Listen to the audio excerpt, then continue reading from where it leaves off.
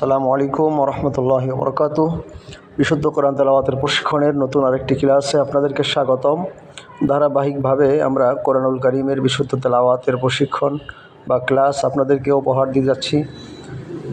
আমরা চেষ্টা করছি আপনাদেরকে কোরআনুল কারীম নিয়ম কানুন শিখিয়ে কোরআনুল কারীমের ক্লাসগুলো উপহার দেওয়ার জন্য।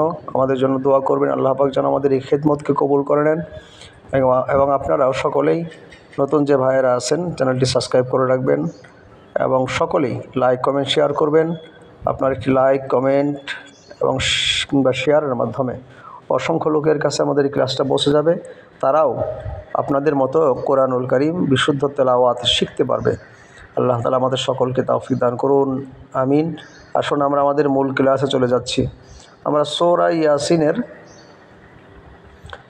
43 নম্বর আয়াত পর্যন্ত গত ক্লাসে শেষ করেছিলাম। এখন আমরা 44 নম্বর আয়াত থেকে শুরু করব ইনশাআল্লাহ। তাহলে আমরা শুরু করছি আমাদের কোরআনুল কারীমের ক্লাস। আউযু বিল্লাহি মিনাশ শাইতানির রাজীম। বিসমিল্লাহির রহমানির রহিম। إلا رحمة منا ومتاعا إلى حين। আবারও পড়ছি, إلا رحمة منا ومتاعا إلى حين। আমার সাথে সাথে প্রত্যেকটা অক্ষরের উচ্চারণ আপনারা করবেন, না করলে পরে পড়াগুলো ঠিক হবে না। হামজা লামজের ইল, লাম আলিফ জবর লা, জবরের পরে খালি আলিফ হওয়ার কারণে এক আলিফ টান হবে। ইল্লা, রহা জবর রহ, রহা জবর রহ, মিম জবর মা, রহমা। তা মিম দুই জবর তাম, ইল্লা রহমাতাম। মিম নুনজের মিন, নুন আলিফ জবর না, মিন না। এই যেখানে মিন গুণনা হবে এক আলিফ, রহমাতাম এখানেও এক আলিফ গুণনা হবে। তাহলে এখানে পড়তে হবে ইল্লা রহমাতাম মিন্না ওয়া মাতাআন, ওয়া মাতাআন। ওয়া জবর ওয়া, মিম জবর মা, ওয়া মা, তা আলিফ জবর তা, জবরের পরে খালি আলিফ হওয়ার কারণে এখানে এক আলিফ টান হবে। ওয়া মা তা, তা আলিফ জবর তা, আইন আলিফ দুই জবর আন। ওয়া মা তা আন, ওয়া মা তা আন ইলা হিন। হামজাজের ই, লাম খারা জবর লা, ইলা। হাইয়াজের হি, নুন দুইজন নিন, হি নিন ছিল। এখানে যেহেতু অক্ফ হয়েছে এই কারণে নুনটা সাকিন হবে এবং মদের হরফের পরের হরফ অক্ফ হওয়ার কারণে তিন আলিফ টান হবে। মদের হরফ হলো ইয়া, আলিফ ওয়াও ইয়ায়, তিনটি হলো মদের হরফ। এই মদের হরফের পরের হরফ অক্ফ হলে পরে তিন আলিফ টেনে পড়তে হয়। উচ্চারণটা হবে ইলাহিন। সম্পূর্ণ আয়াত ইল্লা রহমাতাম মিন্না ওয়া মাতাআন ইলা হিন।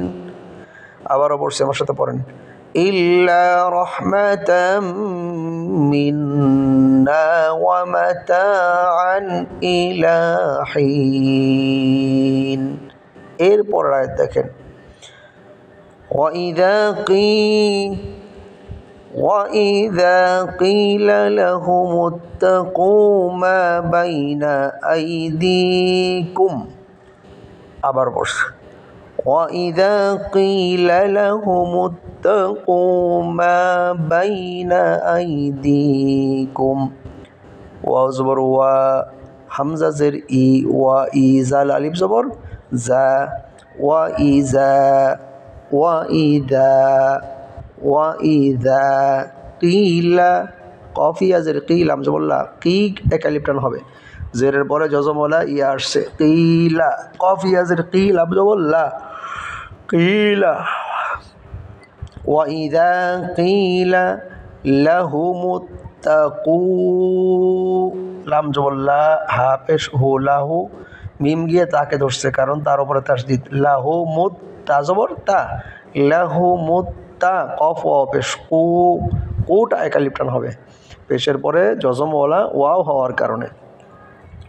ওয়াইদা কিলা লাহুমুত্তাকু মা বাইনা, মিম আলিফ জবর মা, বাইয়া জবর বাই, নুন জবর না, মিমটা এক আলিফ টান হবে জবরের পরে খালি আলিফ হওয়ার কারণে। মা বাইনা, মা বাইনা আইদিকুম, আইদিকুম, হামজা ইয়া জবর আই, দালিয়াজের দি, আই দি, এখানে দালিয়াজের দি এক আলিফ টান হবে কারণ জেরের পরে জজম ওয়ালা ইয়া হয়েছে। আই দি কাপ মিম পেশ কুম, আই দি কুম, সম্পূর্ণটা পড়ছি। ওয়াইদা কিলা লাহুমুত্তাকু মা বাইনা আইদিকুম, এর পরের অংশ দেখেন। ওয়ামা খালফাকুম লাআল্লাকুম তুরহামুন, ওয়ামা খালফাকুম লাআল্লাকুম তুরহামুন, ওয়াও জবর ওয়া, মিম আলিফ জবর মা, ওয়ামা, ওয়াও জবর ওয়া, মিম আলিফ জবর মা, ওয়ামা খালফাকুম, খ লাম জবর খল, ফা জবর ফা, খলফা, কাপ মিম পেশ কুম, ওয়ামা খালফাকুম লাআল্লাকুম, লাম জবর লা, আইন লাম জবর আল, লাম জবর লা, আল্লাহ কাপ মিম পেশ কুম, আইন গিয়ে লামকে ধরছে কারণ লামের উপরে তাসদিদ। লাআল্লাকুম, লাআল্লাকুম তুরহামুন, তার পেশ তোর, হা জবর হা, তোর হা, মিম ওয়া পেশ মু, নুন জবর না, তুরহামুন ছিল অক্ফ হওয়ার কারণে, মদের হরফের পরের হরফ অক্ফ হওয়ার কারণে তিন আলিফ টান হবে এবং নুনটা সাকিন হয়ে যাবে, উচ্চারণটা হবে তুরহামুন, সম্পূর্ণটা। ওয়ামা খালফাকুম লাআল্লাকুম তুরহামুন, আবার বলছি ওয়ামা খালফাকুম লাআল্লাকুম তুরহামুন, সম্পূর্ণ আয়াত কিভাবে হবে দেখেন, এই যেখান থেকে নিয়ে এই পর্যন্ত। ওয়াইদা, আমি পড়ছি আমার সাথে সাথে পড়েন। ওয়াইদা কিলা লাহুমুত্তাকু মা বাইনা আইদিকুম ওয়া মা খালফাকুম লাআল্লাকুম তুরহামুন, এর পরের আয়াত দেখেন। ওয়ামা তা'তিহিম মিন আয়াতিম মিন আয়াতি রাব্বিহিম, আবার বলছি ওয়ামা তা'তিহিম মিন আয়াতিম মিন আয়াতি রাব্বিহিম, ওয়া জবর ওয়া, মিম আলিফ জবর মা, ওয়ামা জবরের পরে খালি আলিফ হওয়ার কারণে এখানে মিম টান হবে এক আলিফ। ওয়ামা তা'তিহিম, তা'তিহিম, তাহাম জবর তা, তায়াজের তি, জেরের পরে জজম ওয়ালা ওয়াও হওয়ার কারণে, ইয়া হওয়ার কারণে এক আলিফ টান হবে। তা তি, হা মিম জের হিম, দ্বিতীয় মিমকে ধরবে, হা গিয়ে দ্বিতীয় এই যে এই মিমকে ধরবে, এই মিমের উপরে তাসদিদ থাকার কারণে। তা'তিহিম মিন, মিম নুন জের মিন, আয়াতিম, আয়াতিম, হামজা খারা জবর আ, ইয়া জবর ইয়া, তা মিম দুই জের তিম, আয়াতিম, আয়াতিম, মিন আয়াতি, মিন আয়াতি, মিম নুন জের মিন, হামজা খারা জবর আ, খারা জবর খারাজের উল্টা বেশ হলে পরে এক আলিফ টেনে পড়তে হয়। হামজা খারা জবর আ, ইয়া খারা জবর ইয়া, আয়া, তাজের দি, আয়াতি, রবা জবর রব, এই যেখানে রবা জবর রব, র গিয়ে বা ধরবে কারণ বার উপরে তাসদিদ। বাজের বি, হামিম জের হিম, রব বি হিম, পড়েন রব বি হিম, তাহলে উচ্চারণটা পড়াটা হবে ওয়ামা ওয়ামা তা'তিহিম মিন আয়াতিম মিন আয়াতি রাব্বিহিম, এরপরের অংশ ইল্লা কানু আনহা মুরিদিন,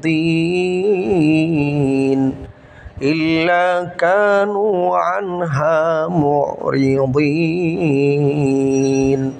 হামজা লাম জের ইল, লাম আলিফ জবর লা, ইল্লা। কাফ আলিফ জবর কা, নুন ওয়া পেশ নু, জবরের পরে খালি আলিফ হওয়ার কারণে কাফটা এক আলিফ টান হবে, আর নুটা পেশের পরে জজম ওয়ালা ওয়াও হওয়ার কারণে নুটা এক আলিফ টান হবে। কানু পড়েন, কানু আনহা, আইন নুন জবর আন, হা আলিফ জবর হা, আনহা মুরিদিন।